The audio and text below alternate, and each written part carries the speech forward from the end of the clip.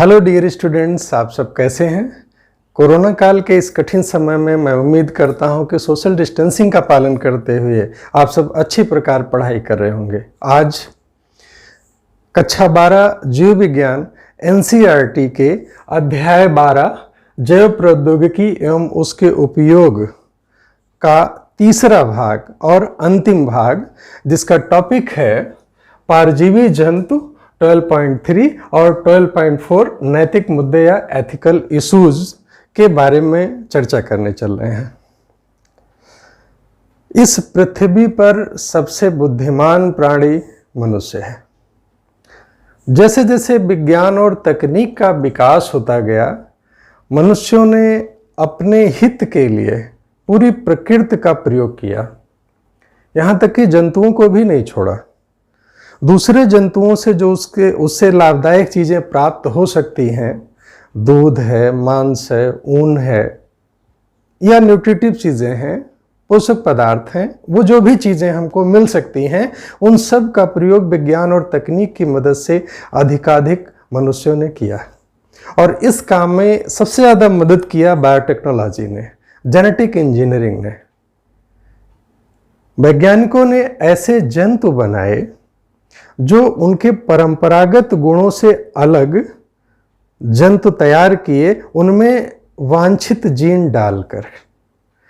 ऐसे जंतुओं को परजीवी जंतु कहा जाता है, जिनमें जो उनके जीन्स है उसके अलावा कोई बाहरी जीन्स डाला जाता है, जिस जीन्स के गुण के बारे में हम जान रहे होते हैं, और उस गुण को प्राप्त करने के लिए वह जीन उस जंतु में हम डालते हैं। तो ऐसे जंतुओं को हम परजीवी जंतु कहते हैं। देखिए, परजीवी जंतु यानी कि जिनको हम ट्रांसजेनिक एनिमल्स कहते हैं, ये होते कैसे हैं? ऐसे जंतु जिनके डीएनए में, ध्यान रहे, परजीवी यानी कि ट्रांसफॉर्म, ट्रांसजेनिक, जीन्स का ट्रांसपोर्टेशन, हम ऐसे समझ सकते हैं जैसे एक जगह से दूसरी जगह पे ले जाना। ट्रांसपोर्टेशन किसका? जीन्स का। कहाँ? एक जीव से दूसरे जीव में। तो ऐसे जीव को क्या बोलेंगे? परजीवी जंतु या ट्रांसजेनिक एनिमल्स। कुछ किताबों में परजीवी की जगह परजीनी भी लिखा है।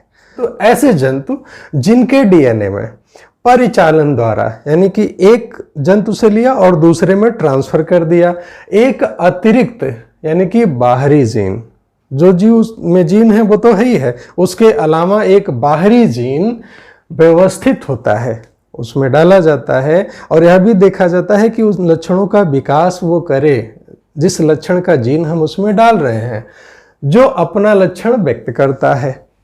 परजीवी जंतु कहते हैं।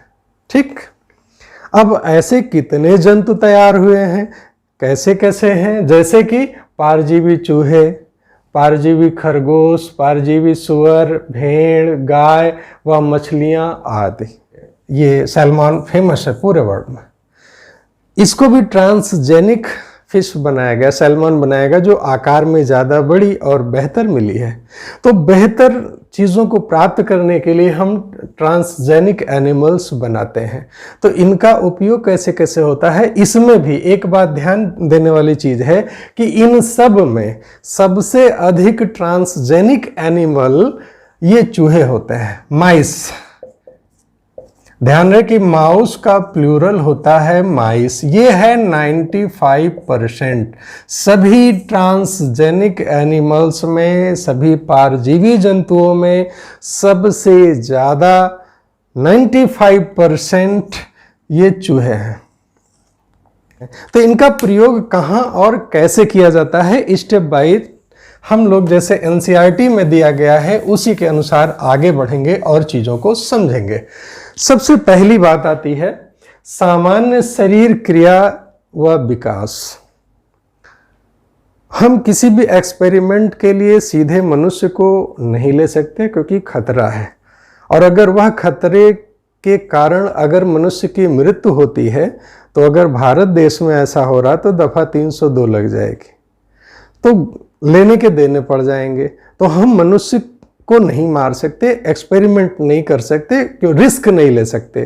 तो ऐसे ट्रांसजेनिक एनिमल्स पर रिसर्च किए जाते हैं, वैज्ञानिक प्रयोग करते हैं। विभिन्न जो फिजियोलॉजी है, जैसे हमारी और चूहे की, जो कि दोनों प्राइमेट्स हैं, तो काफ़ी कुछ मिलता है। तो ट्रांसजेनिक एनिमल्स यानी कि जैसे माउस को लिया गया और जो शरीर क्रिया यानी कि फिजियोलॉजी है और उसका विकास है, उसका अध्ययन करते हैं कि फिजियोलॉजी किस तरह से एक शरीर क्रिया में, जैसे मान लीजिए रेस्पिरेशन है, डाइजेशन है, उसमें कई सारे स्टेप्स होते हैं। उन स्टेप्स को नियंत्रित करने वाली जो क्रियाएं होती हैं वो जीन्स के द्वारा नियंत्रित होती हैं। तो उस जीन्स को क्या करेंगे, साइलेंस कर देंगे। जैसे मान लीजिए ये एक चूहा है,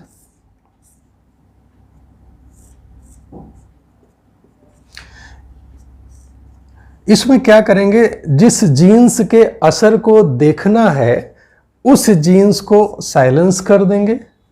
यानी कि जैसे RNA हमने पिछले भी वीडियो में चर्चा किया था, RNAi की, उसके द्वारा इसको साइलेंस कर देंगे, काम नहीं करेगा, या फिर इसको निकाल देंगे। दो तरीके हैं, या फिर इसको निकाल देंगे, ठीक है।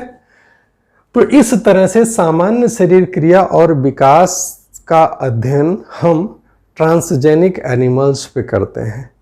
दूसरा, रोगों का अध्ययन, स्टडी ऑफ डिसीज। जैसे बहुत सारी बीमारियां हैं,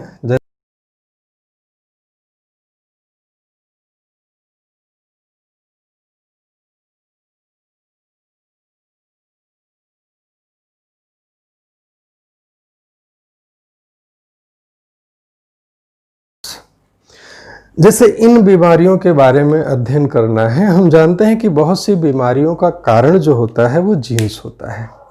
कैंसर का भी कारण जीन्स होते हैं। कुछ जीन्स में बदलाव के कारण कैंसर होता है। तो क्या करते हैं, उस जीन्स को पहचान करके इस चूहे में कैंसर वाले जीन को पहुंचा दिया गया। अब कैंसर, उस कैंसर से होने वाला असर भी इस चूहे में देखेंगे और साथ ही साथ उसके इलाज के लिए जो क्रियाविधियां अपनाई जाएंगी, जो प्रोसेसेस अपनाए जाएंगे, वह भी देखा जाएगा कि इस जीन के कारण इसमें कैंसर उत्पन्न हुआ। अब इस कैंसर के इलाज के लिए इस पर प्रयोग किया जाएगा कि कैसे इसका ट्रीटमेंट हो। वैसे जैसे रूमेटॉइड अर्थराइटिस, रूमेटॉइड अर्थराइटिस एक ऐसी गठिया बीमारी होती है जिसमें जो जोड़ होते हैं, जोड़ के बीच में जो लिगामेंट्स होते हैं, उनको हमारा शरीर एक फॉरेन मटेरियल मान के चलता है। तो उसको हमारे शरीर का ही प्रतिरक्षी तंत्र नष्ट करने लगता है। तो वो नष्ट हो जाने की वजह से वहाँ पर जब मूवमेंट होता है तो गांठों के बीच में दर्द होता है। तो इसको कहा जाता है रूमेटॉइड अर्थराइटिस। ऐसा इसलिए होता है, कुछ प्रोटीन्स के डिस्टरबेंस के कारण होता है। तो इसमें भी जीन्स की पहचान करके इसका भी इसी तरह इलाज करते हैं इस चूहे में, माइस में। सिस्टिक फाइब्रोसिस, यह भी एक जेनेटिक बीमारी है। इसमें क्या होता है कि जो एपिथेलियल लेयर होती है, हमारे अंदर के जो विसरल ऑर्गन्स होते हैं, उसमें CFTR नामक एक प्रोटीन बनती है। उस एपिथेलियल को लेयर को नम रखने के लिए, नमी बनाए रखने के लिए CFTR नामक एक प्रोटीन बनती है। प्रोटीन है तो जाहिर है कि ये किसी जीन्स के द्वारा बनेगी। उस जीन्स में गड़बड़ी होने पर ये CFTR नहीं बनता, जिसके कारण जितने भी हमारे पैसेज हैं, ल्यूमेंस हैं, जितनी भी ट्यूब संरचनाएं हैं शरीर की, उन सब की जो एपिथेलियल है उसके ऊपर म्यूकस की एक मोटी परत जम जाती है। ज़्यादा दिक्कत तो लंग्स में होता है, क्योंकि लंग्स आप देखते हैं पूरी ट्यूब नुमा संरचना है। तो सिस्टिक फाइब्रोसिस में अत्यधिक म्यूकस बनने लगता है, इतना ज़्यादा बनता है कि वो जो ट्यूब्स हैं वो चोक हो जाती हैं, जाम हो जाती हैं, बंद सी हो जाती हैं। तो अब सिस्टिक फाइब्रोसिस, इस जीन को पहचान करके इसमें डाल दिया गया। और फिर जो ट्रांसजेनिक जीन होता है, जिसमें स्वस्थ CFTR को बनाने की क्षमता होती है, उस जीन को इसमें ट्रांसफर किया जाता है और फिर उसका प्रभाव देखा जाता है। ये सफल भी हुआ है। ट्रांसजेनिक जीन को एरोजेल के द्वारा सीधे इस रोग से, सिस्टिक फाइब्रोसिस रोग से ग्रसित व्यक्ति को जब दिया जाता है तो तुरंत आराम मिलता है, क्योंकि वहां पर फिर CFTR वो कोशिकाएं बनाने लगती हैं, जिससे तुरंत उसको आराम मिलता है। इसके बाद अल्जाइमर्स। अल्जाइमर्स एक भूलने की बीमारी है। जिसमें व्यक्ति की याददाश्त कमज़ोर हो जाती है। तो इस बीमारी का भी पता लगाने के लिए, जो कि इसके पीछे एक जेनेटिक कारण है, जेनेटिक कारण से यह बीमारी होती है। चलिए आगे बढ़ते हैं। जैविक उत्पाद, ये बड़ा इंपॉर्टेंट टॉपिक है, जैविक उत्पाद।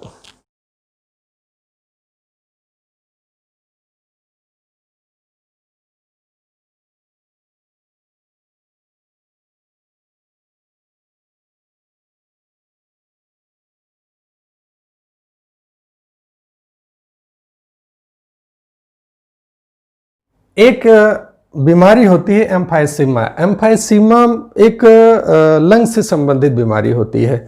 इसमें क्या करते हैं, अल्फा-1 एंटीट्रिप्सिन का प्रयोग किया जाता है, जो कि इसी तरह बनाया जाता है ट्रांसजेनिक एनिमल से। इसी तरह फेनिलकीटोनूरिया, PKU इसको कहा जाता है। फेनिलकीटोनूरिया एक मानसिक मंदता इसके कारण होती है। ये आनुवंशिक बीमारी है, दोनों आनुवंशिक बीमारी हैं, सिस्टिक फाइब्रोसिस और फेनिलकीटोनूरिया। फेनिलकीटोनूरिया में क्या होता है कि एसेंशियल अमीनो एसिड फेनिलएलेनिन जो है वो टायरोसिन में कन्वर्ट होता है। इसको कन्वर्ट करने वाला जो एंजाइम होता है फेनिलएलेनिन हाइड्रोक्सिलेज, वो किन्हीं कारणों से, जेनेटिक कारणों से नहीं बन पाता। तो अगर ये नहीं बन पाता तो फेनिलएलेनिन कुछ समय बाद जब इसका ब्लड में मात्रा बढ़ जाती है तो फेनिल पायरुविक एसिड में कन्वर्ट हो जाता है, और यह फेनिल पायरुविक एसिड ब्रेन में जाके जमा होता है, और ब्रेन जो है वो उसकी कार्यक्षमता प्रभावित होती है, मंद बुद्धि का बच्चा हो जाता है। तो फेनिलकीटोनूरिया में ये होता है। तो जो एंजाइम बनता है, चूंकि वह भी जीन से बनता है, तो उस जीन का अध्ययन इस तरह से करते हैं इन चूहों में, इन ट्रांसजेनिक एनिमल्स में, और फिर उसका निदान और उसका समाधान, ये दोनों चीजें होती हैं। तो इस प्रकार से ये रोगों का अध्ययन होता है। अब बात करते हैं जैविक उत्पाद की, कि बायोलॉजिकल प्रोडक्ट्स हम कैसे इनसे प्राप्त करते हैं। तो देखें, एक बहुत बड़ा रेंज है। सबसे ज़्यादा कह लें कि बायोटेक्नोलॉजी का प्रयोग हम इस क्षेत्र में करते हैं, जैविक उत्पाद प्राप्त करते हैं, अर्थात जीवों से हमें वे चीज़ें मिलती हैं जो हमारे लिए फायदेमंद हैं। तो देखिए क्या क्या मिलता है इसमें। सबसे पहले हम बात करते हैं इन 1997 रोजी, ये फर्स्ट ट्रांसजेनिक काऊ है। इसकी खास बात क्या थी? इसके द्वारा जिसका उत्पादन किया गया वो अल्फा लैक्टैल्बुमिन। यह क्या है? ये ह्यूमन प्रोटीन है। ये मिला हमको 2.4 पर लीटर, ग्राम पर लीटर के हिसाब से ये मिला। अब इसको जानिए। कभी कभी कुछ दुर्घटना बस कह लें कि बच्चे को जन्म देते ही माता नहीं रह जाती, यानी देहावसान हो जाता है। बच्चों के विकास के लिए माँ का दूध अत्यंत आवश्यक है। उसकी इम्यूनिटी के विकास के लिए, उसके सामान्य विकास के लिए माँ का दूध अत्यंत आवश्यक है। तो अगर बच्चा है लेकिन माँ नहीं है तो माँ का दूध कैसे मिलेगा? क्योंकि माँ के दूध में कुछ ऐसी चीज़ें पाई जाती हैं जो उसके विकास के लिए ज़रूरी है। उन चीज़ों में एक यह भी है, अल्फा लैक्टोएल्बुमिन। बच्चों कैसे याद करेंगे? लैक्टोज शुगर होती है दूध में, और एल्बुमिन प्रोटीन होती है, जो एग प्रोटीन होती है ना, वो भी एल्बुमिन होती है। तो हम ऐसे याद कर सकते हैं, अल्फा लैक्टोएल्बुमिन। यह एक ऐसी प्रोटीन है जो ह्यूमन प्रोटीन है, मनुष्य में ही पाई जाती है। तो प्रोटीन है तो किसी जीन से बनती है। अब उस जीन को पहचान कर उसको निकाल के सबसे पहले 1997, यहाँ पर मैं बता दूं कि हिंदी के एडिशन में गलती से 1977 हो गया है। इसको प्यारे बच्चों गलत है, ये एक्चुअली 1997 है। 1977 उसमें लिखा हुआ है, हिंदी वाले एडिशन में एनसीईआरटी में गलती से छप गया है, आप सब उसको करेक्ट कर लेंगे। 1997 में जो पहली ट्रांसजेनिक गाय तैयार की गई उसका नाम दिया गया रोजी। ये नाम आप याद रखिएगा, रोजी नाम दिया गया। उस ट्रांसजेनिक काऊ ने सबसे पहले ह्यूमन प्रोटीन अल्फा लैक्टोएल्बुमिन का निर्माण किया और अच्छी खासी मात्रा में उसके दूध में यह मिला 2.4 ग्राम पर लीटर। इसके बाद बात करते हैं टीका सुरक्षा यानी कि वैक्सीन सेफ्टी पे। तो क्या करते हैं कि जैसे कोई भी टीका क्या होता है, वैक्सीन क्या होता है, जैसे पोलियो का टीका आप जानते हैं ओरल मुख से दिया जाता है, तो टीके का पहले बाकायदा परीक्षण होता है। तो किस पर होता है? इन ट्रांसजेनिक एनिमल्स पर होता है। तो सबसे पहले उनको जैसे वैक्सीनेशन जैसे मनुष्यों में दिया जाता है वैसे उनमें भी वैक्सीन दिया गया।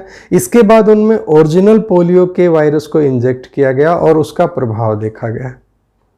तो वैक्सीन क्या होता है कि जैसे किसी भी जैसे पोलियो का ही वैक्सीन है, तो वो वैक्सीन के जो वायरस होते हैं वे इतने असरदार नहीं होते कि वो पोलियो की बीमारी पैदा कर सकें, लेकिन इतने जरूर होते हैं कि उनके एंटीबॉडी हमारे शरीर में बन सकें। तो इस बात की टेस्टिंग किस पे हुई? सबसे पहले चूहों पे हुई। चूहों पर जब ये सही पाया गया, एक्चुअली ये चूहों पर हो रहा है, बंदरों पर भी किया जा रहा, तो बंदर से थोड़ा बेहतर विकल्प चूहे होते हैं। बंदरों चूंकि आकार में बड़े होते हैं बंदर और आक्रामक भी होते हैं, उनको हैंडल करना उतना आसान नहीं है जितना कि चूहों को। तो पहले ये एक्सपेरिमेंट बंदरों पे किया जाता था। अब धीरे धीरे जैसे जैसे ये रिलायबल हो रहे हैं, चूहों पे ज़्यादा अच्छे परिणाम आ रहे हैं, रिजल्ट्स आ रहे हैं, तो अब धीरे धीरे यह प्रयोग चूहों पर किया जा रहा है।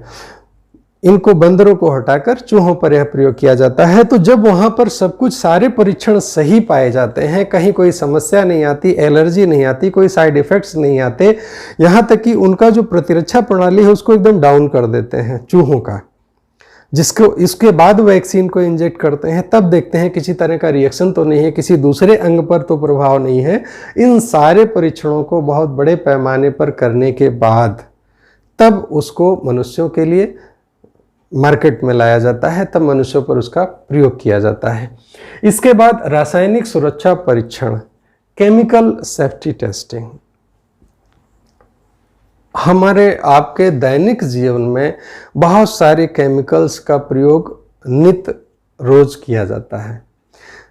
कोई भी चीज़ हम ले लें, जैसे टूथपेस्ट का उदाहरण लेते हैं, टूथपेस्ट लिया या कॉस्मेटिक का ले लिया, तो कोई भी कॉस्मेटिक है वो कहीं एलर्जी का प्रभाव ना हो तो उसका सबसे पहले टेस्ट क्या करेंगे? जैसे कॉस्मेटिक है तो किसी चूहे पे उसका पहले प्रयोग करेंगे और देखेंगे कि उसकी कोई एलर्जी या उसका कोई साइड इफेक्ट तो नहीं है। अगर नहीं है तब उसके बाद उसको मार्केट में लॉन्च किया जाएगा। तो किसी भी तरह का, चाहे वो पेस्ट हो, चाहे कॉस्मेटिक्स हो, या किसी भी तरह का जो केमिकल है जो हमारे मनुष्यों के लिए उपयोगी है, उन सब का पहले इन ट्रांसजेनिक एनिमल्स पर प्रयोग करके टेस्ट किया जाता है और वहाँ जब सही पाया जाता है, सब कुछ ठीक पाया जाता है, तब उसके बाद उसको मार्केटिंग के लिए अवेलेबल किया जाता है।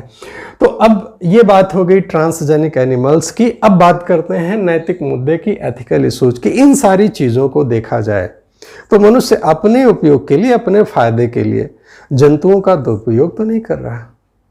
एक नैतिकता की बात आती है कि क्या वे जंतु जो इस पृथ्वी पर हमारे जैसा ही उनका भी अस्तित्व है, तो क्या हम बुद्धिमान होने के कारण उन पर अत्याचार तो नहीं कर रहे हैं? क्या उनको जीने का हक नहीं है? क्या वे इस पृथ्वी के, इस पारितंत्र के, इस ग्रह के वे सदस्य नहीं हैं? तो यही बात आती है कि इसके लिए पूरी दुनिया के लोग इकट्ठा होके, और ये कहा गया कि भाई इनका भी ध्यान रखना है।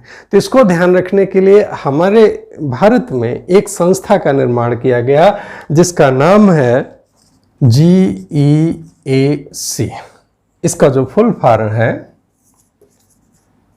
Genetic engineering approval committee, Hindi में इसको कहा गया आनुवंशिक, ये पूछा जाता है अभियांत्रिक संस्तुति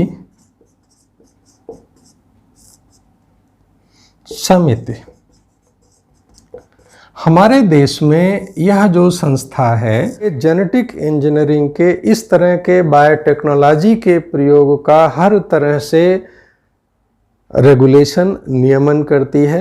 किसी को भी इस तरह के एक्सपेरिमेंट करने हैं तो इससे अनुमति लेनी पड़ेगी GEAC से, और उनको वो अपना पूरा प्रोसीजर बताना पड़ेगा कि हम इस काम को क्यों कर रहे हैं, कैसे कर रहे हैं। अभी कुछ दिन पहले की चर्चा है, अभी 2 साल पहले की है, कि ट्रांसजेनिक सरसों पे काफ़ी विवाद हुआ था। हमारे यहाँ ट्रांसजेनिक BT कॉटन आया था। तो ये संस्था अप्रूवल देती है उस काम के लिए, जो भी हमारा बायोटेक्नोलॉजी से रिलेटेड काम है उसके लिए यह अप्रूवल या संस्तुति देती है इस तरह को कार्य को करने के लिए।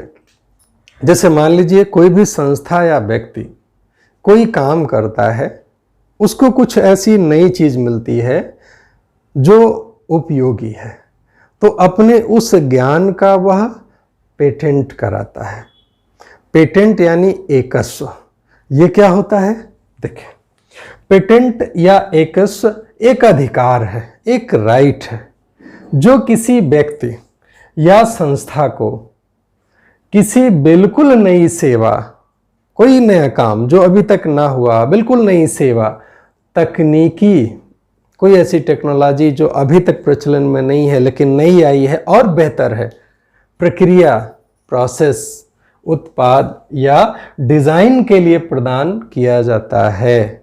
दवाइयों में भी पेटेंट होता है। जैसे दवाइयों की बात करें तो सारी दवाइयों पे उसका कंपोजिशन लिखा रहता है। दवा मार्केट में आ गई तो कोई भी कंपनी देखेगी, उस कंपोजिशन को देख के वो भी दवा वैसे ही बना सकती है, क्योंकि उस पर कंपोजिशन लिखा रहता है कि ये इंग्रेडिएंट्स जो होते हैं वो इतनी इतनी मात्रा में होते हैं। तो कोई भी कंपनी देख के उसको मिला के मार्केट में लॉन्च कर सकती है। लेकिन नहीं, इसके पहले वह अपना पेटेंट कराती है कंपनी। क्यों? क्योंकि जो बड़ी कंपनियां हैं उनके साथ रिसर्च भी होते रहते हैं। जो उनके साइंटिस्ट होते हैं वो रिसर्च करते रहते हैं कि किस बीमारी के लिए कौन सी बेहतर दवा और अच्छा काम करेगी। तो वो अपना पेटेंट कराते हैं, और उस पेटेंट को कराने के बाद यदि कोई कंपनी उसी दवा को बनाना चाहे तो वह उनसे अनुमति लेगी, या वह कंपनी जिसने पेटेंट कराया है जो दाम चाहेगी वह उससे लेगी। इसके बाद वह उनको राइट देगी, अधिकार देगी कि हाँ, आप अब इस कंपोजिशन का, इस फार्मूले का इस्तेमाल कर सकते हैं। पेटेंट लेने का फायदा यही है। वह पेटेंट अगर बायो प्रोडक्ट हो, किसी जीव से संबंधित हो या जीव उत्पाद से संबंधित हो, तो उसी पेटेंट को हम बायो पेटेंट कहते हैं। उसी पेटेंट को फिर हम बायो पेटेंट कहते हैं। बायो पेटेंट के बारे में एक यहाँ पर बहुत ही इंटरेस्टिंग NCERT में दिया गया है। ये बात है 1997 की। एक बार यहाँ मैं फिर बता दूं कि हिंदी संस्करण में जो दिया गया है वो यहाँ पर फिर 1977 दिया गया है, जो कि गलत है, बच्चे सुधार लें। 1997 में एक अमेरिकन प्राइवेट कंपनी जिसका नाम था राइसटेक, इस कंपनी ने बासमती के लिए, बासमती आप जानते हैं बहुत ही फेमस हमारे यहाँ का चावल है, भारत में करीब 2 लाख से अधिक धान की प्रजातियां प्रचलन में हैं। अकेले बासमती की 27 से ज़्यादा वैरायटीज हमारे यहाँ बोई जाती हैं, उगाई जाती हैं। 1997 की बात है। राइसटेक एक अमेरिका की प्राइवेट कंपनी है, उसने बासमती पर पेटेंट लिया, ऐसा कह सकते हैं, लिया उसने। और उसने कहा कि बासमती की एक वैरायटी की बनी प्रजाति से संकरण करा के जो नई प्रजाति बनाई उस पर उसने पेटेंट ले लिया। यहाँ पर भारत में विरोध हुआ कि भारत और पाकिस्तान में आज हजारों सालों से बासमती को बोया जाता है, ये हमारी जैव विविधता का एक अभिन्न हिस्सा है, हमारे यहाँ का कह लीजिए कि बायो प्रोडक्ट है। इस पर कोई दूसरे देश का बहुराष्ट्रीय कंपनी या कोई भी दूसरा उस पर पेटेंट प्राप्त नहीं कर सकता। तो उसका विरोध हुआ कि भाई ये तो गलत बात है, ये तो बासमती हमारे यहाँ का है।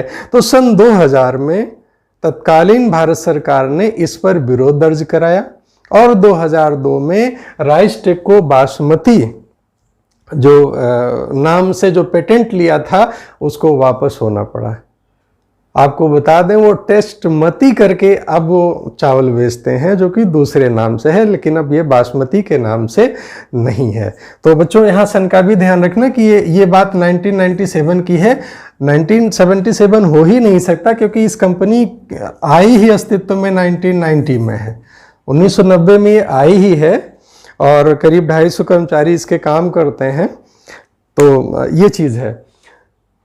अब ऐसा अगर कोई कंपनी करती है तो उसको क्या कहते हैं? उसको कहते हैं बायोपायरेसी। क्या कहते हैं? बायोपायरेसी। तो मल्टीनेशनल कंपनियों व दूसरे संगठनों द्वारा किसी राष्ट्र या उससे संबंधित लोगों से बिना व्यवस्थित अनुमोदन व क्षतिपूरक भुगतान के जैव संसाधनों का उपयोग करना बायोपायरेसी कहलाता है। इस दुनिया में विकसित देश भी है, अविकसित और विकासशील देश भी है। अविकसित और विकासशील देशों के पास जैव संसाधन प्रचुर मात्रा में है, लेकिन चूंकि वे विकसित नहीं है, उनके पास उतना पैसा नहीं है कि वो उसका बेहतर मार्केटिंग कर सकें, बेहतर उपयोग कर सकें। लेकिन जो बहुराष्ट्रीय कंपनियां हैं या विकसित देश की कंपनियां हैं, वे इन देशों के उन जैव उत्पादों का पेटेंट कराना चाहती हैं जो कि अविकसित या विकासशील देशों में है, जैसे कि हल्दी और नीम। इस पर भी काफ़ी चर्चा हुई थी। तो हल्दी और नीम जो कि हमारे देश में, हमारे घरों में निश्चित रूप से हर घर में प्रयोग होता है। अगर शरीर में दर्द है तो हल्दी का पाउडर डाल के दूध में पिया जाता है, बाहर की चोट है तो हल्दी लगाई जाती है। नीम के बहुत सारे औषधीय गुण हैं, सभी जानते हैं। सालों से आयुर्वेद सालों से हमारे यहाँ इन सब चीज़ों का प्रयोग करता रहा है, लेकिन इस पर पेटेंट लेने का प्रयास किया गया जो कि गलत है। इसीलिए हमारे यहाँ जो इंडियन पेटेंट बिल का जो सेकेंड अमेंडमेंट है वो लाया गया, जिससे इस तरह के हमारे जो उत्पाद हैं, हमारे जो प्रोडक्ट्स हैं, उसका पेटेंट कोई बाहरी कंपनी या बाहरी लोग न ले सकें। इसका पूरा ख्याल रखा गया। तो प्यारे बच्चों, वीडियो के अंत में मैं कोरोना से संबंधित एक अपील के साथ अपनी बात खत्म करना चाहूँगा कि जब तक दवाई नहीं तब तक ढिलाई नहीं, और तब तक पढ़ाई वही अच्छी वाली। Take care, all the best, thank you.